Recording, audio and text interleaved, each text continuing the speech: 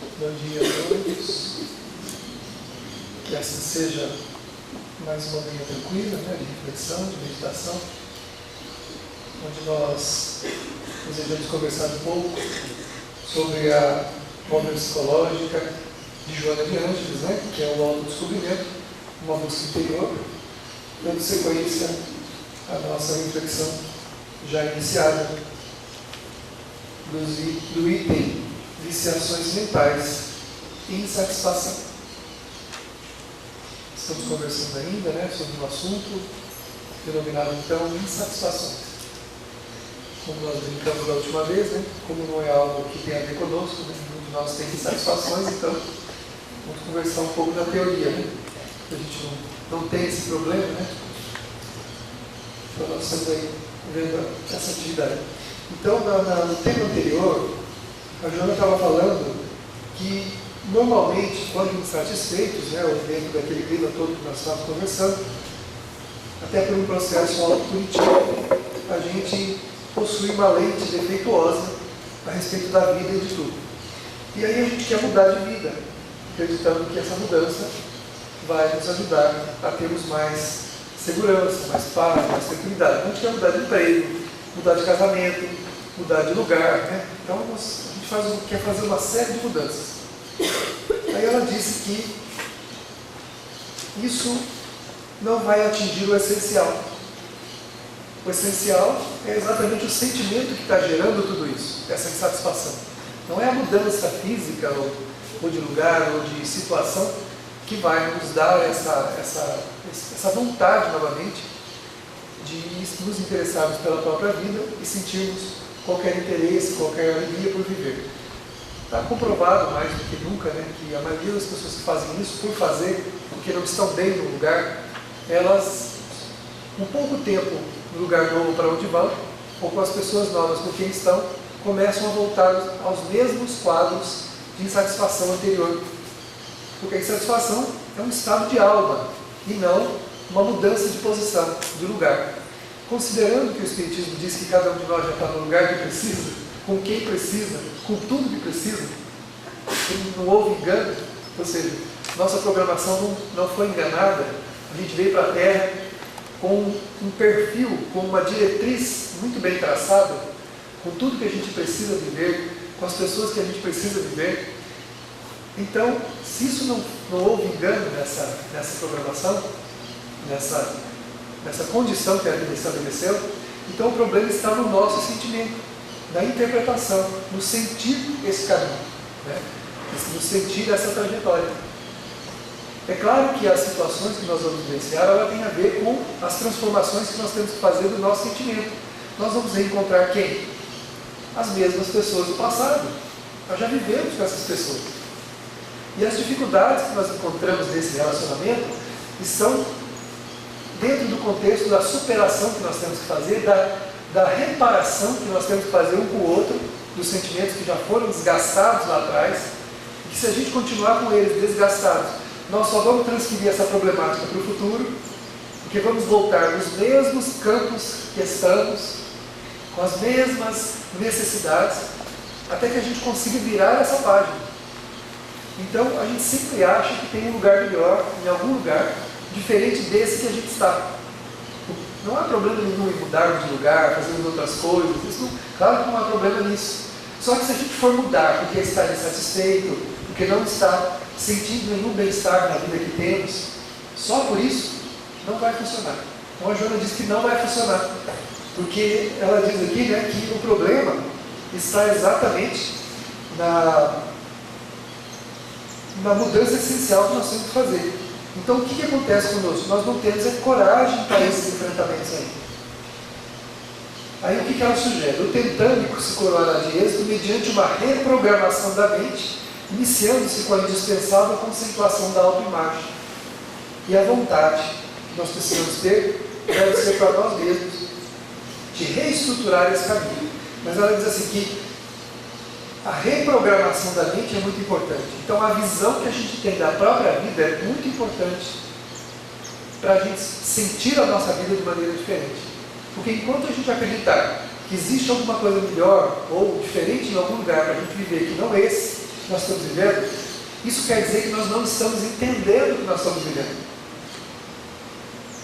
Eu me lembro que Maria Dolores me disse uma vez, de uma pessoa que estava numa entrevista conosco, que a pessoa queria muito uma coisa e não alcançava de jeito nenhum.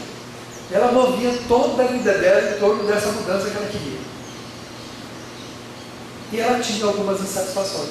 Eu me recordo que a Vitória disse assim: primeiro, aceite a posição que você se encontra, compreenda o que você está vivendo, para que você possa subir o degrau. É preciso que você compreenda aquele que você está, senão não sobe, a vida não te dá essa permissão. E se você for, não foi. A pessoa vai, mas não vai, porque a gente fica onde? Lá onde está a nossa necessidade. Lá onde está a nossa necessidade, nós ficamos lá. Nós ficamos lá no problema de onde nós saímos. Não adianta. Nós até podemos mudar, até podemos dar o passo seguinte, mas o que é que falta? Como nós não nos harmonizamos onde estamos, ficou o que para trás? Uma lacuna. E são essas lacunas que nós trazemos do passado, que faz a gente infeliz nessa vida. Porque a gente foi dando passos, alterando a vida, sem modificar por dentro, sem modificar o sentimento, sem aceitação, sem compreensão, sem aprendermos a amar a vida que a gente tem. O que o Emmanuel diz? Que nós não amamos a tarefa que nos trouxe à Terra. Nós não amamos o dever que nos trouxe à Terra. Nós não queremos a vida da gente como ela é. Nós não aceitamos a nossa vida. De alguma maneira, todos temos alguma contrariedade. Não existe no planeta Terra espírito em regime de exceção. Não tem espírito aqui na Terra em regime de exceção. Mesmo aqueles que a gente admira, que a gente acha que são pessoas maravilhosas, a minha, a sua, do outro, todos temos algum problema na alma que a gente está administrando. A gente pode não estar demonstrando isso, mas todo mundo tem algo muito grave. Eu não estou dizendo coisa simples, não. Algo muito grave dentro de si mesmo que a pessoa está administrando. Você já vai pensar numa coisa dessa? As pessoas mais felizes que a gente acredita, aqueles que têm mais êxito, que têm uma vida que a gente fala, aquela vida é a vida ideal. Todos, segundo os Espíritos, possuem algo muito grave que a pessoa está administrando dentro dela. O fato dela não mostrar, não apresentar e ter uma vida que a gente acha que é uma vida ideal, não quer dizer que ela não esteja num quadro de luta íntima muito grande. Todos estamos. A Terra é um mundo de provas e expiações. Não tem ninguém de forma especial aqui. Então, enquanto nós não amarmos o dever que nos trouxe à Terra, ou seja, a vida, primeiro como ela é, compreendendo que aqueles sentimentos que nós estamos sentindo estão nos contrariando, na verdade é justamente aqueles que a gente tem que transformar. O que eu menos aceito é o que eu mais preciso. Olha a ironia, né, desse entendimento. O que eu menos aceito é o que eu mais preciso. Aquilo que eu menos quero é o que eu mais necessito. Por isso é que mudar por mudar simplesmente não adianta. Muitos espíritos fizeram isso e fazem, e pouco tempo depois estão num quadro de satisfação do mesmo jeito. Eu falo, não sei o quê, né? Eu conheço, vocês devem conhecer também, eu conheço uma pessoa que está no 5º casamento, e nesse 5º ele já achou um monte de defeito na pessoa. Não vou dizer se é homem ou mulher, vou dizer na pessoa. Encontrou, está no 5º e já arrumou um monte de defeito no 5º também. Ou seja, não adiantou, subiu 5 degraus, subiu. Está parado lá no primeiro ainda, onde os problemas não ficaram resolvidos. Por quê? Porque o problema é o sentimento. O sentimento que nos trouxe a reencarnação presente precisa ser trabalhado. Nós precisamos compreender por que a gente sente aquilo. Na verdade, eu não sinto o que eu sinto por causa do outro. Eu sinto porque eu não tenho sentimentos apropriados para lidar com a vida que eu tenho. Lembra que a gente sempre faz uma comparação? Se eu tenho 50 quilos aqui, 40 quilos, eu particularmente não consigo pegar 50 quilos. Eu não pego. Eu não tenho estrutura para isso. No máximo eu vou conseguir arrastar esse peso para cá. Mas se eu entrar numa academia e fizer um tempo de exercício, alguma coisa, já vai ficando mais fácil. Vai chegar uma hora que eu vou pegar com uma mão só e jogar os 50 quilos nas costas e ir embora. Diminuiu o peso? Não. 50 quilos continua sendo 50 quilos. O que mudou? As minhas forças. Então, na verdade, a vida ela parece mais difícil, ou mais tediosa, ou mais complicada, em relação ao nível de forças que cada um de nós tem para enfrentá-la. Porque a gente vê pessoas que enfrentam problemas muito maiores que o nosso. A gente não viveria uma hora na vida de algumas pessoas que tem por aí. Não viveria. Vai ver a realidade de uma grande cidade, o sofrimento que as criaturas passam e a gente reclama das nossas coisas aqui, ou reclama das nossas famílias. Vamos por aí para ver como é que é a realidade do mundo, o sofrimento que as criaturas carregam, muito maior do que o nosso, e eles carregam, porque tudo é uma questão de força, não é uma questão de ter a vida ideal, é uma questão de ter forças para enfrentar a vida que a gente tem, para assumir e aceitar a vida que a gente tem. O que nos falta são sentimentos nobres para isso, nós não temos. Eu, você, nós todos não temos ainda, nós estamos conquistando, a gente está aprendendo agora. O Espiritismo tem o quê? 200 e poucos anos? 1857? Então, os Espíritos vieram falar o que nós estamos aprendendo agora, estamos entendendo agora. Nós temos aquela visão ainda de trocar com Deus, né? De fazer penitência, de fazer promessas, de fazer isso, aquilo, tentando barganhar com Deus, né? E a gente vai fazendo isso achando que é assim com tudo e todo mundo, e não é. É a transformação do nosso sentimento que vai dar força para entender a vida que a gente precisa, porque enquanto nós não amarmos a vida que nós temos, sendo muito gratos a Deus por ela, nós não vamos mudar esse degrau que a gente deseja. E essa moça que eu contei a história, tão logo ela entendeu o que nós falamos, ela acomodou-se, aceitou, tinha um problema grave com o familiar, ela procurou se aproximar desse familiar. Coincidentemente, pouco tempo depois ele partiu, pela via da desencarnação, que estava doente, mas ela se apaixonou pela pessoa e começou a lamentar e questionar por que perdeu tanto tempo, com tanta implicância, com tanto afastamento que aconteceu. Pouco tempo depois, essa pessoa partiu. Logo que essa pessoa partiu, num tempo pequeno, sem estudar mais nada, fazia praticamente 2 anos que ela não pegava um livro para estudar mais nada, passou no concurso que era exatamente o que era idealizado, para o lugar mais ou menos para onde ela queria. É o que a benfeitora disse: para eu subir um degrau, eu preciso que eu compreenda aquele que eu estou. Como é que a vida vai virar uma página se ela não foi escrita ainda? Não está escrita, está tudo em branco. Eu não vivenciei as experiências para colocar ali para que a vida vire essa página. E tudo é aqui dentro. Tudo acontece dentro do nosso mundo emocional. O homem é o seu sentimento. Nós somos os nossos sentimentos, né? A gente precisa compreender isso. Nós nos relacionamos com a vida através dos sentimentos. Nós precisamos sublimar os nossos sentimentos. Enquanto a gente não sublimá-los, as coisas vão ficar girando em torno da nossa necessidade. Olha a ironia da vida. A vida nos traz aquela contrariedade, porque é a nossa necessidade. É a minha necessidade. Não tem como vir outra coisa para mim, porque aquela é a minha necessidade. Uma outra experiência não teria utilidade nenhuma para mim. Uma outra experiência não teria utilidade alguma. Então, o que a gente experimenta, então, são necessidades da alma. Nós necessitamos daquelas experiências para quê? Para poder crescer espiritualmente. E quando a gente crescer espiritualmente, tudo vai ficando mais fácil. O Evangelho segundo o Espiritismo fala que o homem bom não sabe que o é.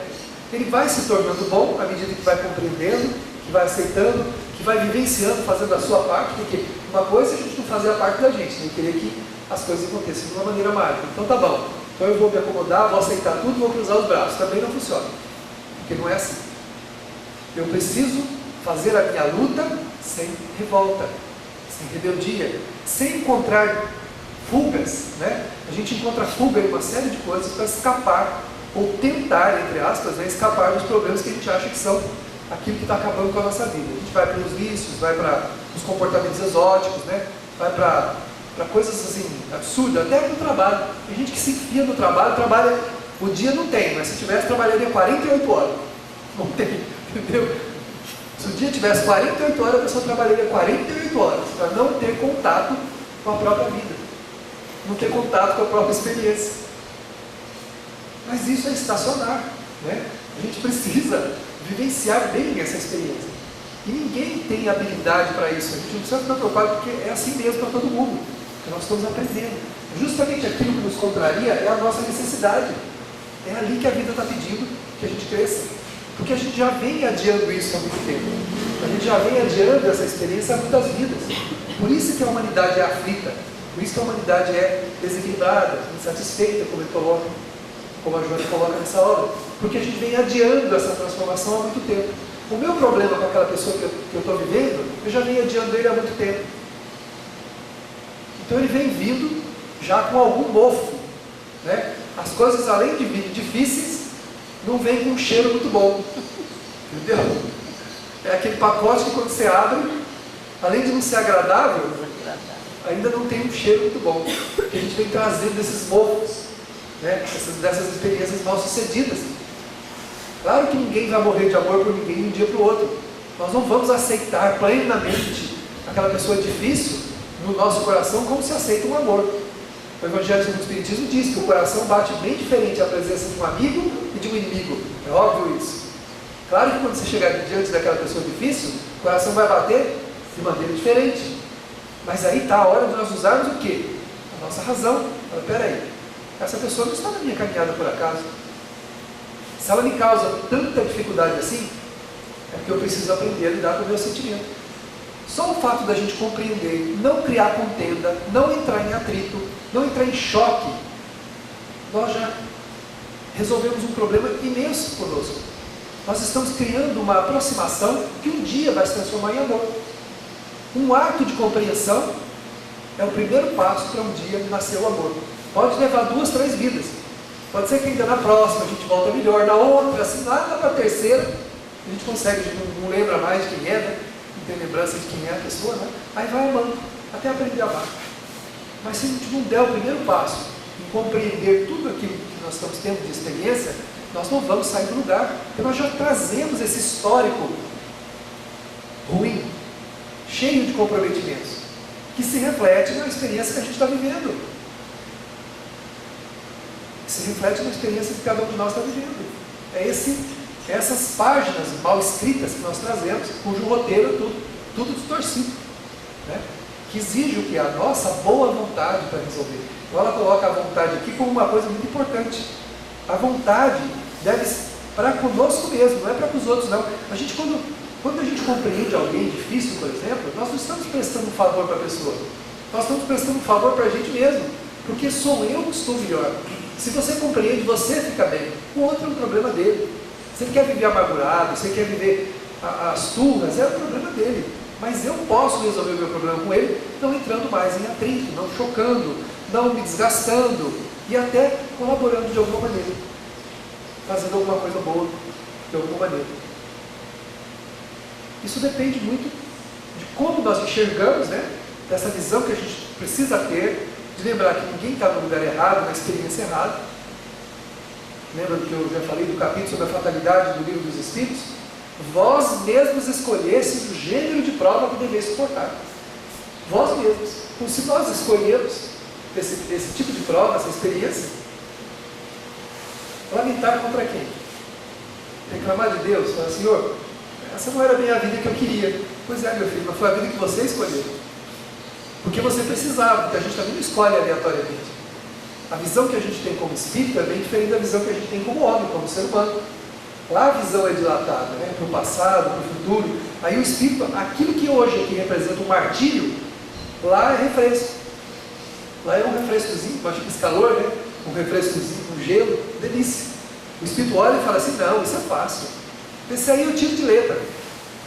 Aí pede o sujeito, reencarna, né? Ou a sujeita. Aí quando está perto, seja na condição de marido, de esposa, de filho, de amigo, de parente, estou falando aqui dos mais próximos, né? A gente, olha que vai ter o contato, aí acorda na alma todo o azedume que a gente tem guardado, que não é dessa vida. Vocês sabiam que as pessoas de fora não têm das pessoas que a gente tem mágoa e birra, a visão que a gente tem? Não tem. As pessoas convivem e falam assim, mas não é possível que você esteja falando da mesma pessoa que eu. As pessoas têm visão diferente da gente. Por quê? Porque nós temos um histórico no coração em relação àquela pessoa, não é de hoje. Então a visão que a gente tem daquela pessoa que nos contraria é uma visão antiga, não é a visão atual. Soma tudo. Soma os problemas anteriores com a continuidade dos problemas do hoje. Porque na verdade a gente continua sendo quem é. Ninguém se transforma porque reencarna, né? A pessoa reencarna como ela é. Então a pessoa está dando continuidade, como eu também. Eu também estou dando continuidade ao que eu sou, tentando melhorar, mas estou dando continuidade ao ser que sou. Não aconteceu uma mágica simplesmente porque eu reencarnei. Posso estar muito melhor porque eu tomei consciência das coisas, né? Lá no mundo espiritual, vi muita coisa, tomei consciência, então algumas coisas estão diferentes, mas eu sou eu mesmo, estou dando continuidade. Então o fato da gente compreender ajuda-nos muito, mas muito mesmo, a conseguirmos viver amistosamente com as pessoas. E esse é um dever que a gente tem para com a gente mesmo, não é com o outro. Olha a colocação de Jesus: ama o teu semelhante como a ti mesmo. Ele dá um parâmetro de amor que você tem que ter a partir de você. Porque o amor é importante para quem ama, não é para quem é amado. Às vezes a pessoa que recebe o amor não está percebendo. Ela não está disposta a amar, então ela não pode entender o que está recebendo. Só entende o amor quem está tentando amar. Quem não está, não entende. Não consegue entender. Você pode cobrir a pessoa de benefícios que ela não vai entender. Ela vai achar que está faltando alguma coisa. Você não me ama. Todo mundo vê e fala: meu Deus, o que falta para essa criatura? Né? Atenção, cuidado, carinho, respeito. Entendimento não serve. Não serve por quê? Porque ninguém compreende o que não está dando. Na oração atribuída a Francisco de Assis, ele diz que é perdoando que se é perdoado, é amando que se é amado. Ou seja, você tem que fazer primeiro. E Jesus coloca mesmo como parâmetro para os outros o amor que se deve ter por si mesmo. Então tudo é a partir de nós. Não é importante o que a gente recebe dos outros, mas é importante o que a gente faz. Isso é bom para nós, da paz, da tranquilidade, da harmonia, porque, como eu já falei, tem gente que vive contrariedades terríveis e muito piores do que a nossa, e tem uma vida serena. A gente olha e fala: como que a pessoa consegue? Consegue porque tem alto amor. É o espírito que tem por si mesmo um apreço tão grande que ele sabe que não vale a pena fazer mal a si mesmo, e guardar mágoa, ressentimento, viver uma vida descomprometida com a honestidade, com a responsabilidade, é fazer mal a si mesmo. E ele não quer fazer mal a si mesmo. Ele tem tanta consciência e tanto amor a si mesmo que ele não vai fazer nada que prejudique a sua própria caminhada. Não é porque alguém está falando, é porque ele está sentindo, né? Como eu falei, a vida é uma questão de sentimento. Então, quando a gente passar a sentir o que a gente deseja da vida, então a gente passa a viver melhor. Então a pessoa sente que ela tem que viver bem com o outro, mas não é porque ela quer agradar o outro, porque isso é bom para ela. Como nós somos carentes, né, trazemos lacunas muito grandes de carência na alma, que viemos de um passado fracassado nas áreas afetivas. A Joana de Anjos, no livro Amor e Batido Amor, ela diz assim: no mundo onde todo mundo precisa ser amado, quem vai amar? Todo mundo nesse planeta precisa ser amado. Quem que vai amar? Porque nós trazemos um passado que não nos recomenda em relação ao amor, ao sentimento. Então todo mundo quer. Só que a gente quer o que não tem no outro. Nós queremos que o outro dê aquilo que não cabe na nossa natureza, não encaixa. A peça do quebra-cabeça que nós estamos tentando pegar da vida do outro para encaixar, não encaixa. Ela só, porque é uma peça que está perdida dentro de nós mesmos. Nós temos que encontrá-la e colocá-la no lugar. Senão seria fácil, bastaria pedir a Deus, fazer alguns sacrifícios, alguma coisa e pronto. Ele daria a peça, a gente colocaria, mas não é. É uma peça que está perdida dentro da gente mesmo, e essa peça é uma parte da gente mesmo, que está perdida na nossa natureza. No meio dos nossos vícios, dos nossos sentimentos, nós precisamos encontrar e colocar no lugar. Né? Está no Evangelho, está no Livro dos Espíritos, está lá no portal de Delfos.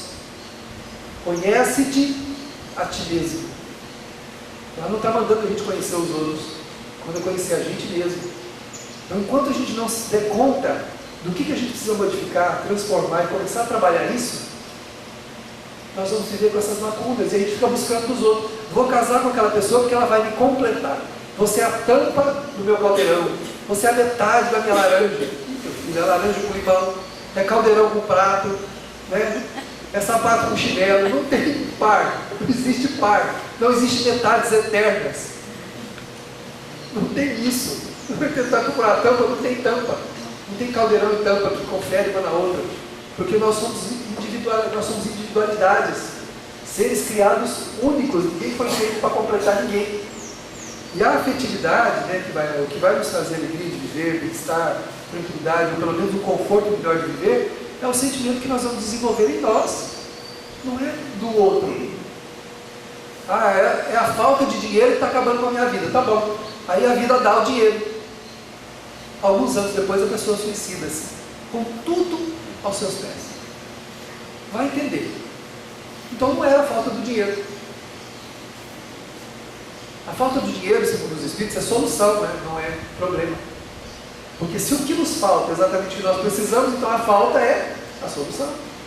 É porque já tivemos, não podemos ter, não temos mérito ainda, estamos aprendendo a lidar, então cada um recebe aquilo que pode, né? Aí vai lá, joga na loteria, ganha uma fortuna e acaba com a vida. Porque não tem condição de administrar aquilo que está aqui. Veio para as mãos, tudo está pronto, não está preparado. Primeiro a administração do sentimento, depois a mudança na vida. A vida muda automaticamente se a gente mudar por dentro. Porque como cada um de nós atrai o que precisa para modificar o sentimento, tudo que, quando nós vamos nos modificando por dentro, naturalmente a vida vai modificando por fora também. Porque mudam as necessidades espirituais. Muda, vai mudando tudo. Eu já contei para vocês que um amigo que frequentou a casa aqui hoje, ele veio para cá transtornado, com uma vida muito complicada. Passados uns 6, 7 meses aí, ele nos procurou e falou assim: olha, minha vida mudou completamente. O Espiritismo mudou minha vida. Eu falei: não, você mudou sua vida com o que aprendeu com o Espiritismo. E aí certamente a sua vida mudou mesmo. Porque você parou de atrair aquelas experiências que você estava atraindo. É você que estava atraindo aquelas negatividades, tudo aquilo, porque você estava naquela sintonia. Você mudou a sua sintonia. Ao mudar a sua sintonia, você sai daquela faixa e entra numa outra faixa, como os voos. Como voo, cada voo numa altura, numa estrada imaginária do céu diferente.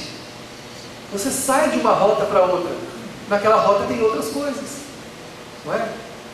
Você se transfere espiritualmente de um estado de alma para outro, para de atrair aquelas coisas que você estava atraindo.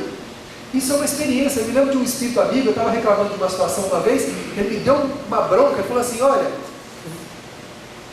você tem o pensamento certo, vive 15 dias esse pensamento que você acabou de pensar. Eu nunca mais apareço perto de você para te dar conselho nenhum se as coisas não mudarem para você. 15 dias eu te dou. Não precisou 15 dias não. Uma semana persistindo naquelas ideias que eu tinha que fazer, mudou tudo. Mudou todo o contexto. Algumas coisas que eu queria resolveram sozinho. Não foi mágica não. Eu mudei o meu campo de atração, ou seja, outras experiências começaram a aparecer. Eu comecei a enxergar coisas que eu não via antes. Não é como médium, não, como ser humano mesmo. Você vê um monte de coisa, não queira ver o que se vê, porque, né? Ver não é bom, é necessário. O médium deve ser bom, que enxerga, ver. Não, não é bom não, é necessário. Bom não é não. Então, ou seja, a gente passa a ver a vida por uma visão diferente. Pronto, muda tudo. Você para de atrair aquelas experiências que estava atraindo e atrai outras experiências que têm a ver com o seu estado emocional novo, para que você também potencialize e cresça esse estado emocional agora. E aí a gente vai olhar para trás e falar: meu Deus, como é que eu podia estar me importando com uma coisa dessa? Pois é, eu estava naquela sintonia, naquele entendimento, naquela faixa. O mundo espiritual é cheio de regiões, que são faixas vibratórias, de acordo com o sentimento de quem desencarna. Muita gente fala: para onde que eu vou quando eu desencarnar? Não sei. Depende do teu estado emocional, depende da faixa vibratória que você está vivenciando. Em que faixa você está? Você está aqui mergulhado no mundo? Você está aqui só preocupado e absorvido com as coisas do mundo? É aqui que você vai ficar. Essa é a sua faixa. Se você desencarnar agora, ninguém vira anjo nem demônio que morre. Nós somos o que somos aqui, somos a mesma coisa do lado de lá. Porque a vida espiritual é uma linha muito tênue. A gente muda de lado só. Eu tiro o pé daqui e ponho o pé para cá, sou eu mesmo. Sentindo tudo que eu sinto, percebendo tudo que eu percebo, do jeito que eu estou. Como é que é o meu foco? Onde eu estou? Eu estou focado aqui, só preocupado com isso, inclusive preocupado com o meu egoísmo, meu sentimento, querendo que as coisas sejam do meu jeito, sendo turrão, duro, desrespeitando as pessoas, não me amando, não amando ninguém. É essa faixa que eu estou? Essa faixa que eu vou estar. Só que como o espírito agora não tem mais o amortecedor, que é o corpo, o Emmanuel chama o corpo de bendito amortecedor do espírito, porque o corpo ele diminui muito, muito, muito, muito as afasias, as angústias, os desesperos que vem da alma. Uma pessoa que diz que ela não aguenta mais emocionalmente, que sente uma aflição muito grande, Você não tem ideia do que sentiria se estivesse do lado de lá. Porque o corpo amortece, e muito, as sensações que vêm da alma. Amortece muito. É um presente de Deus. Por isso que a reencarnação é uma bênção. Porque ela nos ajuda, diminui um pouco, muito, né, das sensações, para a gente poder ter oportunidade de mudar, de melhorar, de crescer e parar de sentir. Porque sentir a mesma coisa do lado de lá é terrível. Por isso que os Espíritos falam que estão no inferno. Estão mesmo. Jesus não falou, o reino de Deus está dentro de vós? O inferno também. A pessoa não é o lugar. Agora é claro, imagina, milhares de pessoas sentindo a mesma coisa, num determinado lugar, o que acontece? O lugar vem do inferno. Cada espírito projeta pela sua mente o que está dentro dele. Como é que fica o lugar, a região em volta dele? Fica terrível. Como aqueles que estão bem, aliás, os anjos, né? Os anjos não estão no céu. Todo mundo acredita que qualquer um de nós vamos nos tornar anjos um dia. Nós vamos evoluir até isso, até a angelitude. Mas os anjos não estão no céu, porque não tem um lugar de beatitude onde alguém fica andando para lá e para cá. Os anjos estão no inferno, nas regiões umbralinas, sofredoras, aqui no meio de nós, ajudando a gente. É isso que eles estão. Porque eles não sentem o que nós sentimos. Eles não, embora mergulhem em regiões dolorosas e tristes, eles não se encharcam daquilo ali. Porque estão numa outra faixa. Estão com o céu dentro de si mesmo. Né? Como eu acabei de falar, tem pessoas que vivem problemas maiores que o nosso e são felizes. Porque estão com o céu dentro delas. Então elas não dependem do que estão vivendo para poder sentir bem, sentir tranquilidade, sentir alegria. Não precisa. Não é o lugar, não é o ambiente, não é. É dentro de nós, é a vida, é o sentimento, né? É a nossa capacidade de sentir. Nós precisamos alterar isso aqui. Alterando o sentimento, nós alteramos todo o entendimento da vida. Porque nós sentimos a vida primeiro por aqui, não é pela razão. A gente sente a vida por aqui, pelo coração. Então precisamos alterar os valores do coração. Por isso que Jesus só deixou um mandamento. Ele falou sobre um monte de coisa, mas ele acrescentou um mandamento à lei divina. Um só. Amai-vos uns aos outros como eu vos amei. Deixou um parâmetro de amor inconfundível, que é a única coisa que pode dar para a gente isso que a gente está procurando, que é o auto-amor. O auto-amor, é isso que a gente está procurando. Só que a gente está enganado. O que nós estamos querendo? Ser amados. Né? Estamos procurando um jeito de ser feliz, quando nós deveríamos estar procurando um jeito de fazer alguém feliz, fazer os outros felizes, que é esse o grande mote, né, da felicidade das grandes almas que a gente tem no mundo, que não tendo nada ou muito menos do que a gente tem, fizeram obras que deixaram a humanidade inteira bem. O Chico tentando se esconder e ser o mais humilde que ele pôde, a humanidade inteira sabe do Chico, porque a obra que ele fez produziu tanta luz que iluminou ele junto. A Madre Teresa de Calcutá foi desaconselhada a ir para a Índia. Eles vão matar você lá, mulher. Ela disse, como que eles podem fazer algum mal a mim, se eu não quero mal nenhum para eles? Eu só quero amá-los. E de fato, ninguém fez mal a ela.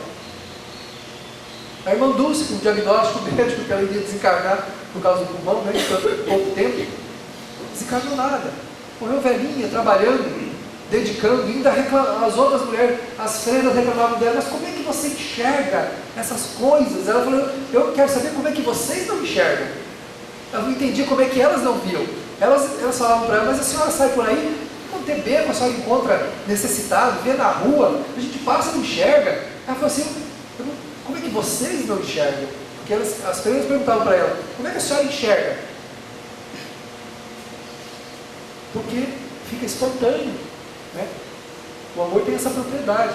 Quando a gente se propõe fazer alguma coisa pelos outros, melhora a nossa visão da vida, melhora o nosso sentimento a respeito da nossa vida e de tudo que a gente está vivendo. A gente fica mais suave. Essa foi uma proposta de um benfeitor. Pratica o bem, e depois de algum tempo eu quero ver se você é a mesma pessoa. Pratica. Começa a fazer alguma coisa no bem.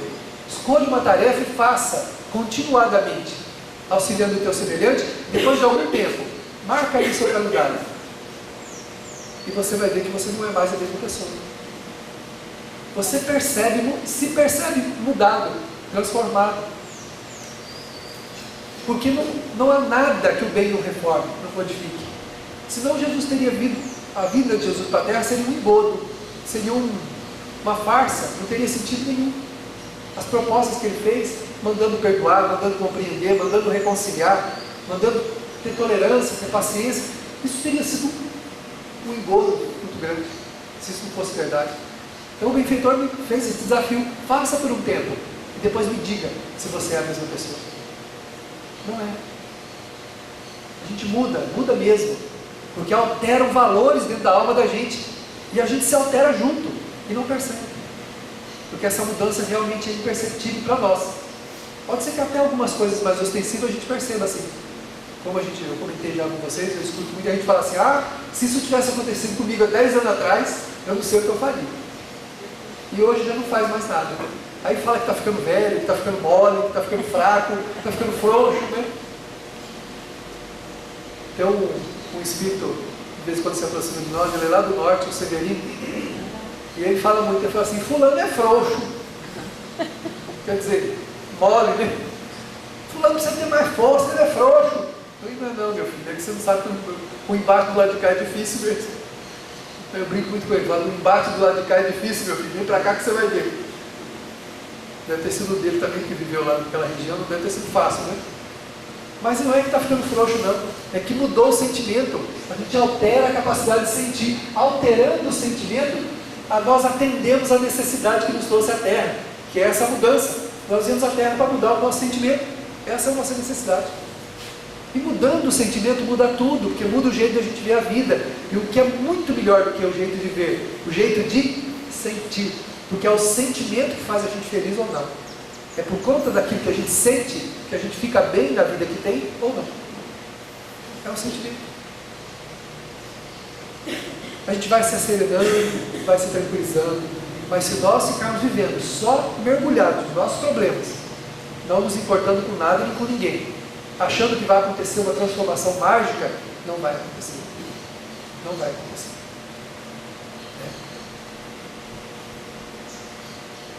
Quando a gente então assume essa mudança como um dever para com a gente mesmo, que eu falei, não é com os outros, diminui os gigantes íntimos ameaçadores. O que são os gigantes íntimos que nos ameaçam? Os nossos defeitos, nossas paixões, nosso orgulho, nosso egoísmo. Como a vida não é como eu quero, o que eu vou fazer? Eu vou viver a vida que eu quero, e aí eu desconsidero tudo e todo mundo. Isso é o quê? Egoísmo. Quando a gente fala: eu tenho direito de viver a vida que eu quero, claro, você tem livre-arbítrio. Direito não tem não, mas você tem livre-arbítrio. Nós só temos um direito de fazer o que a gente deve e não o que a gente quer. Esse é o único direito que a gente tem. Mas eu tenho livre-arbítrio, e Deus me deixa viver o que eu quiser. Posso viver o que eu quiser, Ele deixa, porque eu tenho livre-arbítrio. Só que toda ação tem uma reação contrária. Lei de causa e efeito, ou chamada sublimemente pelo Espiritismo de lei de responsabilidade. Todos somos responsáveis pelo que nós fazemos. Deus permite. Então eu não posso viver o que eu quero, embora posso. Eu tenho que viver o que eu devo. Porque vivendo o que eu devo, aí eu estou dentro da lei divina, que é vivenciar aquilo que eu preciso viver. É um grande desafio. Né? É um grande desafio esse. Mas aí diminui os gigantes, ou seja, diminui os apelos, os impulsos, as paixões que querem nos arrastar para a vida que a gente já está acostumado. Nós já trazemos hábitos que nós chamamos de tendências ou tendências inatas, vontades, desejo de fazer um monte de coisa que está na alma da gente entranhado, que a gente já viveu tudo isso lá atrás. Nós estamos reencarnando, trazendo uma série de modificações urgentes para fazer. E aí, a dedicação a essas necessidades é o que vai ser o êxito da nossa vida. Então nós temos que começar a fazer o quê? Reprogramar a nossa mente.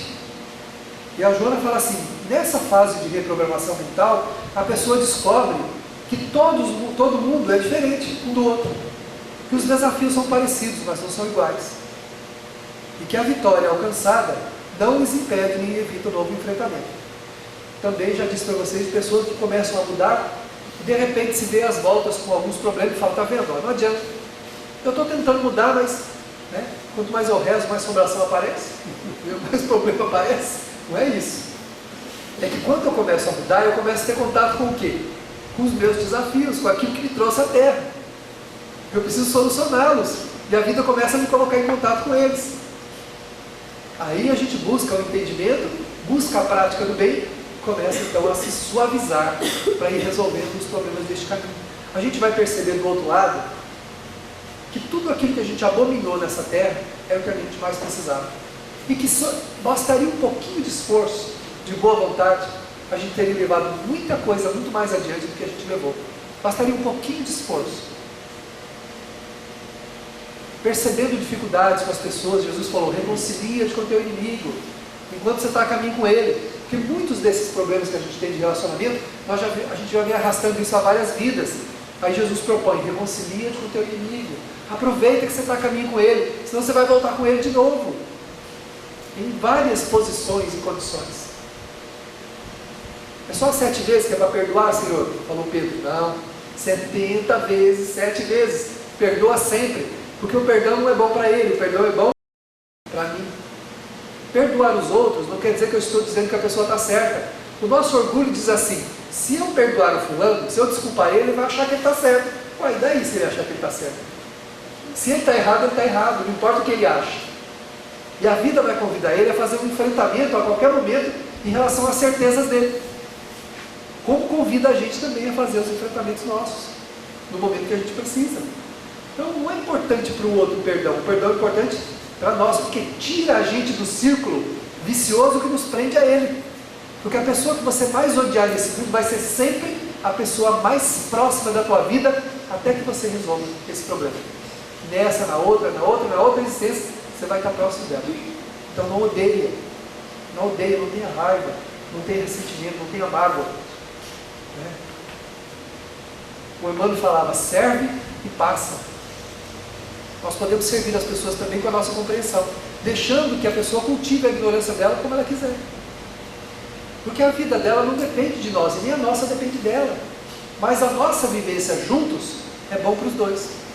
É bom para mim, é bom para a pessoa. Se ela não for aproveitar, pelo menos eu aproveito a minha parte. Não criando contendas, dificuldades, que vão perpetuar o sentimento ruim que está em mim, não é nela. O dela é um problema dela. Por isso que Jesus falou para reconciliar com a pessoa, para perdoar, porque o perdão te livra do círculo vicioso que perpetua as funestas dificuldades que a gente cria um com o outro. Muitos problemas nossos hoje em relação a essa, nós viemos de um passado comprometido, cheio de problemas, cheio de dificuldades. Eu conheço um profissional que ele tem uma secretária que faz uns 12 anos que está com ele. Ela só atrasando a vida dele, desde que ela entrou no lugar que eles trabalham, ela só cria problema para ele. E ele não consegue mandar ele embora. Porque ele fala assim, Davi, por mais que ela tenha esse comportamento, ela me ajuda muito. Mas ela é um trem. Tudo que eu faço, faz desse jeito, ela faz de outro jeito. Só para me contrariar. Eu chego lá, está tudo diferente do que eu pedi.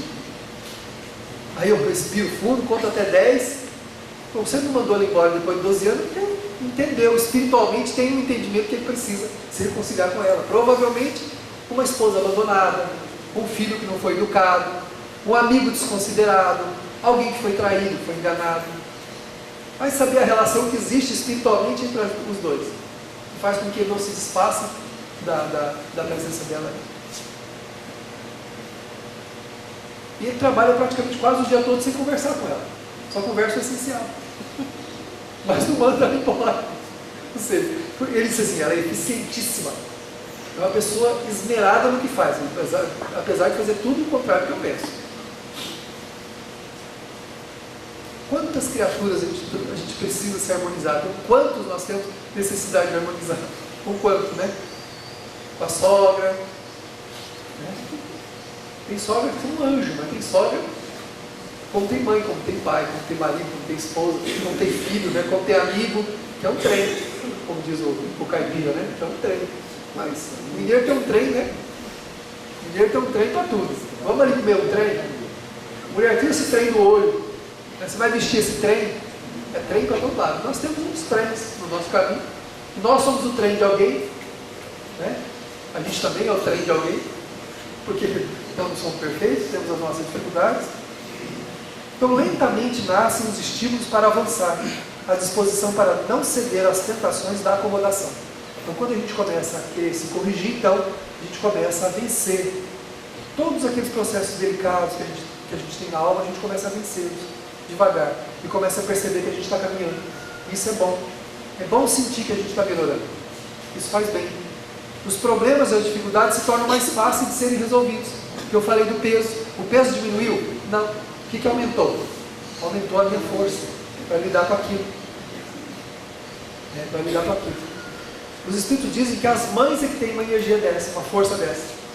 Porque enquanto todo mundo desiste dos filhos, elas continuam até o fim.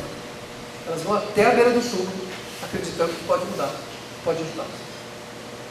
Pais também, mas não são tantos números quanto mães. Tem uma ligação muito mais estreita com os seus filhos. Enquanto ninguém mais acredita, elas acreditam. E ela não faz porque ela acha que ela vai mudar. Ela faz porque ela sente que ela não pode abandonar. E o amor é um amor que não é um amor condicionado. Não faz porque vai receber. Faz porque ama. Só isso. Falou também.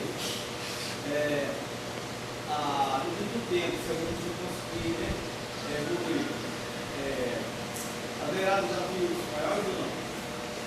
Nosso irmão perguntou se à medida que a gente vai evoluindo, né, no tempo, se os desafios aumentam, né, se há desafios maiores. Não é que aumentam, né, são desafios novos. Como eu disse, como nós somos estimulados a desenvolver sentimentos, à medida que nós superamos alguns sentimentos, outros entram na fila para serem superados. Então nós atraímos outros tipos de problemas relacionados com aquele sentimento e para resolver também, né? Nós trouxemos várias dificuldades. E seremos fundados por espíritos inferiores? Se nós seremos assediados por eles? Sim. Ele perguntou também se nós seremos assediados pelos espíritos inferiores. Seremos, como somos agora também.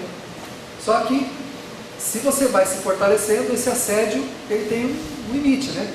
Ele tem um limite. Agora, se nós estivermos fracos, esse assédio ele estabelece quase que um domínio. Né? A gente tem um conluio mental com espíritos da mesma grandeza. As nossas companhias espirituais estão relacionadas ao que a gente sente, pensa e faz. Ao sentimento, ao pensamento e à atitude. Então nós temos os amigos espirituais relacionados com isso. Se nós estamos numa faixa ruim, os nossos amigos espirituais também são ruins. Eles vão nos estimular ao vício, ao comportamento indevido. Mas se você está numa faixa melhor, eles vão tentar, mas não vão te alcançar. Porque não há espaço na mente e nem no sentimento para receber os impulsos deles. Né? Ou se recebe, porque são impulsos fracos, que a gente está tentando melhorar. Então a vida se torna mais agradável, ela coloca. Porque o que é desagradável na vida não são os problemas, é a falta de força para lidar com eles. Isso que é desagradável. Se você quer comprar alguma coisa e quando olha o preço, o que é desagradável? Não ter o dinheiro suficiente para comprar aquilo que você quer. Então isso é desagradável.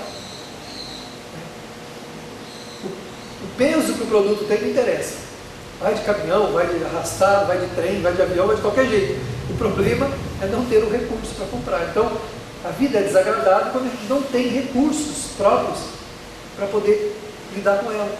Para poder ter a paz que a gente queria ter. Como eu queria ter paciência para lidar com tal coisa. Quantas vezes as pessoas dizem isso, né? Queria ter força para lidar com aquilo, queria ter paciência. Mas por que não tem? Por que a gente não tem?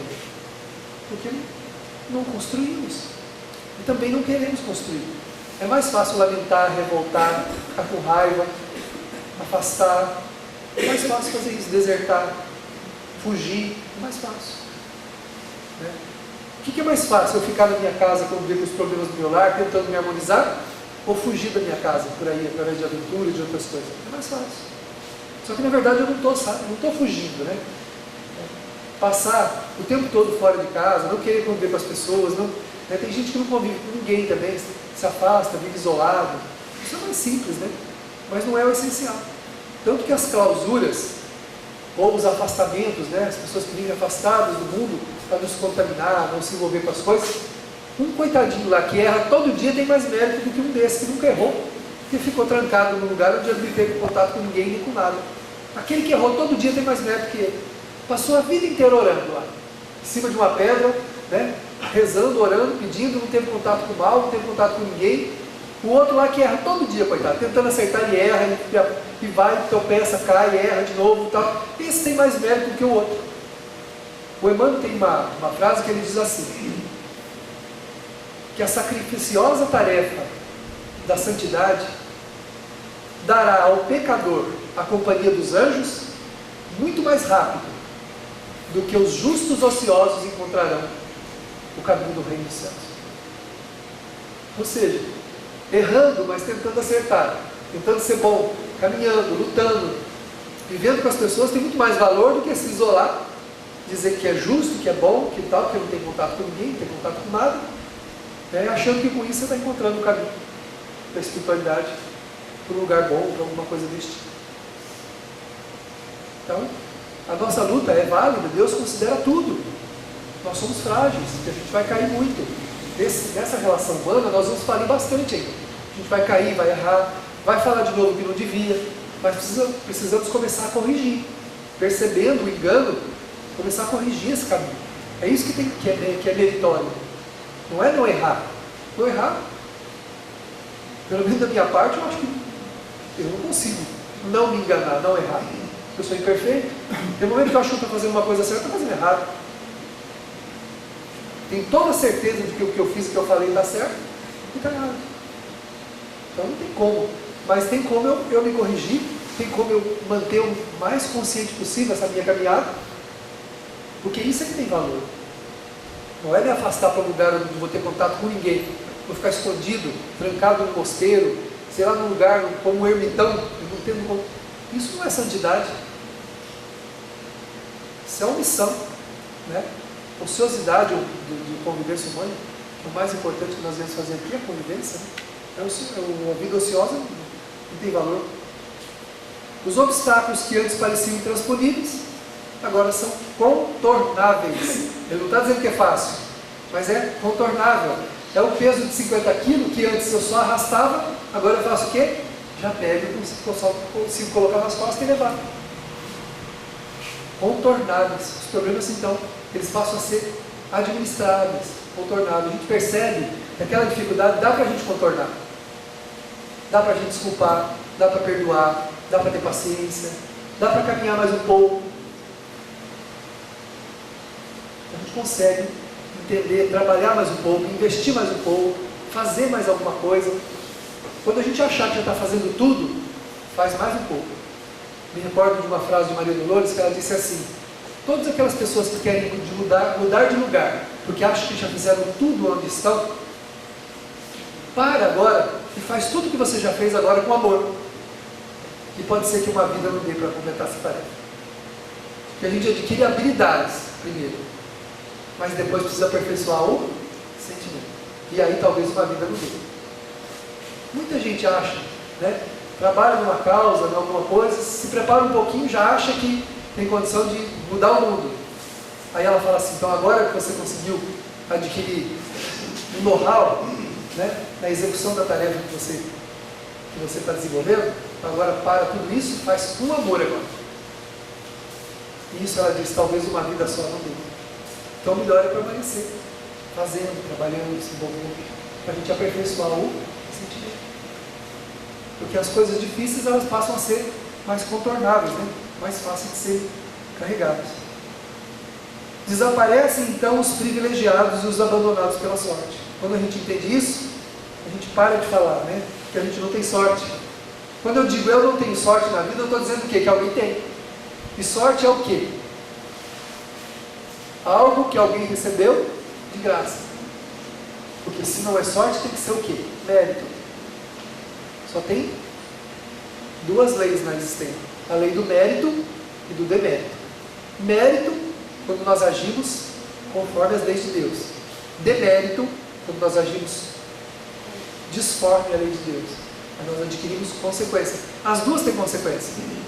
A lei do mérito tem consequência, mas as consequências são boas. A do demérito tem consequência também, só que elas são ruins. Quando eu faço o que eu não devo ou não faço o que eu devo, vou ter consequência disso. Então, as duas têm.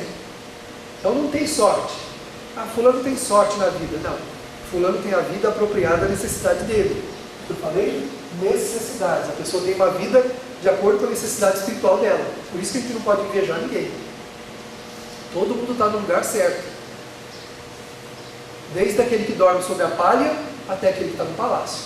Cada um está no lugar que precisa. E os dois têm tarefa. O que está na palha tem as tarefas próprias, a necessidade dele, a vida dele, que ele precisa, e o que está no palácio também.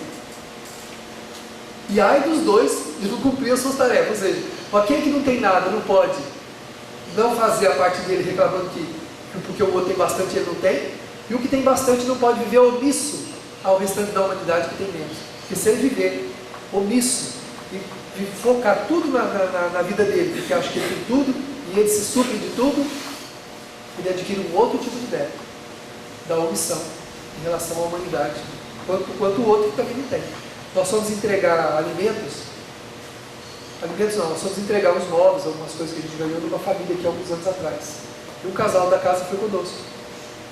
Enquanto nós estávamos lá arrumando as coisas para levar um guarda-roupinha velho, umas coisas para dentro da casa da mulher, a vizinha veio lá na cerca e falou assim: fulana, me empresta 1 litro de óleo? Aí a outra pegou e foi lá para dentro e voltou com um copo. Ela disse assim: olha, eu só tenho meio litro, mas eu posso te ceder um copo. Ai, que bom! E foi embora com um copo de óleo. A que tinha meio litro e cedeu um copo, ela não está preocupada se vai faltar para ela depois. Né? E a outra sabe que um copo só para ela está bom, que era o que ela precisava naquele momento. Questão de necessidades. Olha o que nós criamos para a nossa vida. Né? Dizem os Espíritos que os que menos têm são os que mais partilham.